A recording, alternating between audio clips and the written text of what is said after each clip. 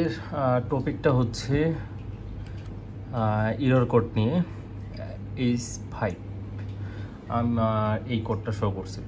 এখন শো করার রিজল্টটা কি? এসি কিন্তু আমি সকালবেলা চালাইছি, চালানোর পর দেন আমি আজকে ওয়াশ করছি। ওয়াশ করে যখন আমি এসি অন করি তখন দেখি H5 কোড আসে। দেন আমি সঙ্গে সঙ্গে কাস্টমারকে ফোন দিলাম, তো ওরা বললো আজকে তো সম্ভব না, কালকে। তাই ঠিক আছে। আপনাদের মনে আছে কিনা জানেন, এর আগে যখন ওয়াশ করতে আসছিল তখন এরকম কোড কি ছিল, H5 ছিল না কি ছিল আমার ঠিক মনে নাই, বাট এরকম একটা কোড কিছু ছিল। তো যাই হোক, ওটা গেল। তো দেন আমি পুরো বিষয়টা বলতেছি। পুরো পিসিবি আমাকে খুলতে হয় আউটডোর ইউনিটের। এই যে পুরো পিসিবি একদম আলাদা একটা পার্ট করে নিয়েছিলাম, যদিও আমি ওগুলো ভিডিও করি নাই, করলে হয়তো বেশি ভালো হতো। তো এসি আপনারা প্রতিনিয়ত জানেন যে এসি আমার এখানেই সেট করা আছে। আপনারা যারা নতুন তাদের জন্য বলি, গ্রি 18XPUV মডেল এই এসিটা। তো এটা ওই সেম মেথড ক্লিন করা হয়েছে। এর আগে মানে 3 মাসটা কয় মাস আগে ক্লিন করছিলাম। তো এটা জাস্ট দেখেন একদম নতুন, আসলে দেখলেই বুঝতে পারতেছেন কীরকম ক্লিন করছি এটা। যদি কোনো কারণে কালকে যদি কোম্পানির লোক আসতো এটা ঠিক করতে, তো কোম্পানির লোক অবাক হয়ে যেত যে এটা আসলে কেমনে হয়েছে। এই যে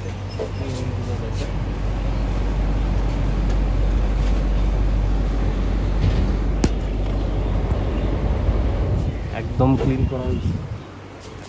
আমি বরাবরের মতো এই স্প্রেটা, বালতি পানি আর মগ, যেহেতু এখানে আমার সাপ্লাই পানি নাই তাই আমার এই কষ্টটা করা লাগে। সাপ্লাই পানি থাকলে আমার জন্য খুব ভালো হতো। তো এইটা ক্লিন করা হয়েছে একদম উপর নিচ খুব সুন্দরভাবে ক্লিন করা হয়েছে ফুলে। তো এইটা হয়েছে কি, সমস্যাটা হয়েছে কি, আপনার পানিটা আমি দিয়েছিলাম ইক্রোজ, দেন ওখানে এই জায়গাটাতে একটা হিটসিং আছে। ওই হিটসিংটা থেকে পানিটা কোনো কারণে মাদারবোর্ডে চলে যায়। মাদারবোর্ডে চলে যাওয়ার কারণেই সমস্যাটা ফেস করতে হয়। দেন আমাকে গ্রিলটা কাটতে হয়েছে। এখানে একটা সামনে গ্রিল ছিল, সেফটির জন্য রাখা হয়েছিল আর কি, যাতে চুরি টুরি না হয়, যেহেতু এটা নিচ থেকেই আপনার যে সামান্য কিছু নিয়ে আসলে হাতা পাওয়া যায়। তো এটা এত সুন্দর ক্লিন হয়েছে, আসলে আমি খুবই হ্যাপি। তো এটা ক্লিন করার পর পানিটা যখন আমি এই পাশ দিয়ে মারছি মাদারবোর্ডে চলে গেছে। তো মাদারবোর্ডে চলে যাওয়ার পর হয়েছে কি, তারপরে তো আমি এটা সুন্দর মতন পরিষ্কার করছি, একদম বটম থেকে শুরু করে যা যা আছে সব কিছু ক্লিন করা হয়েছে। তো এইটা ক্লিন করা হইলো। আর আমি এইবার এক ইনডোর ইউনিটটাও খুব সুন্দরভাবে ক্লিন করছি। ইনডোর ইউনিটটাও ক্লিন করছি, আমি দেখাই আপনাদেরকে। একদম ফ্যানটা দেখতে পাচ্ছেন হয়তো বা কোনো রকম কিন্তু ময়লা নাই। এইখানে একটু সামান্য পরিমাণ দেখা যাচ্ছে হয়তো বা।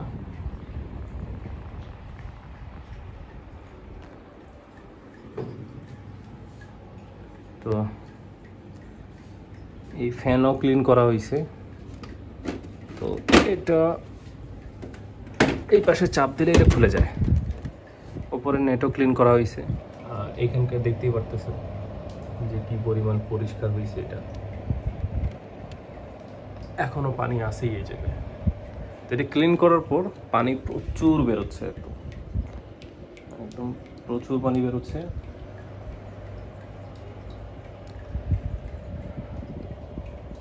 তো এটা ক্লিন করার জন্য আপনাকে একটা নাট, 2টা নাট, 3টা নাট খোলা লাগবে। এই যে এই জায়গায় আছে নাট আমার একটা, এই যে একটা, দেন উপর থেকে চাপ দিতে হয়, তখন এটা খুলে আসে। এটা খুলে আসলে এখানে একটা নাট আছে, এটাও খুলতে হবে।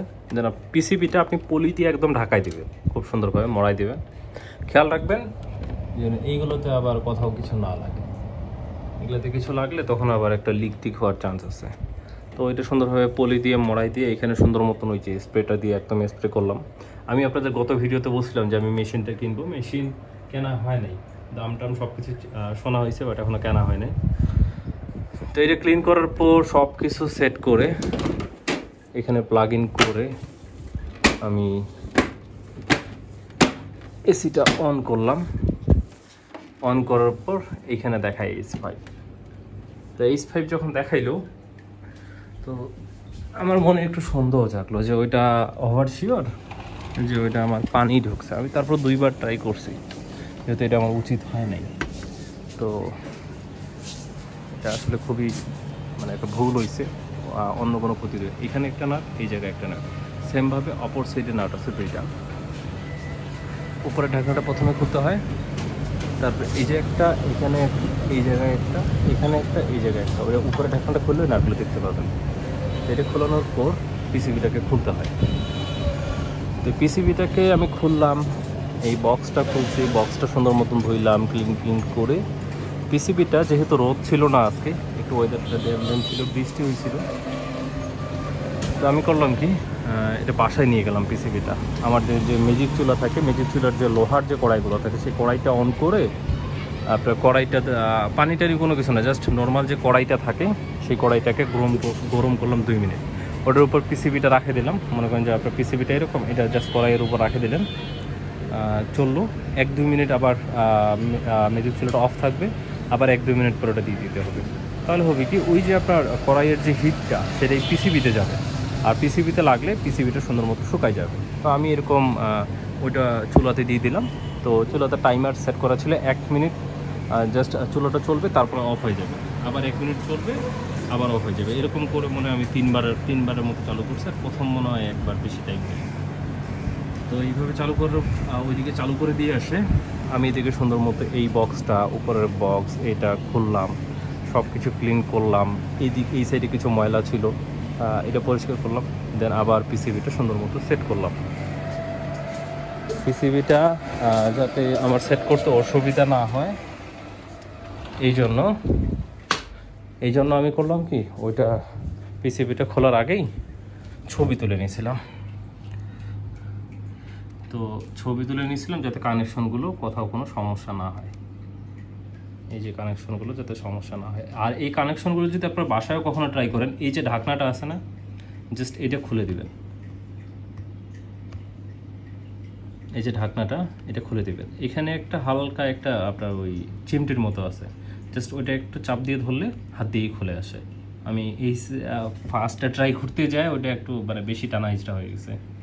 তো এইভাবে জাস্ট ওইখানে সামান্য একটু চাপ দিলে সবগুলো এটা খুলে যাবে। এটা খুলতে হবে,